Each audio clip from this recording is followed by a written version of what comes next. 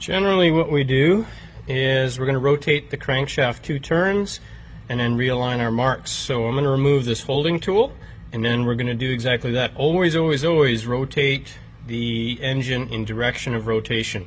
Otherwise you risk the tension being on the wrong side and you could skip a tooth.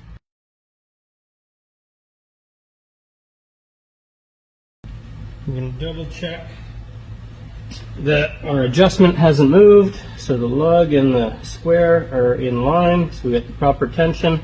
So now, how we're going to check that our marks are accurate. So there is our marked tooth on the crank sprocket. You can see it's dead center of that round casting piece on the front cover.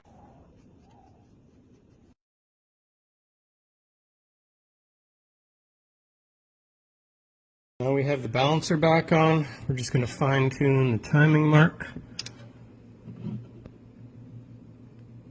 There we go. Line on the balancer to the arrow on the front cover. Now we can go back to our cam sprocket mark. And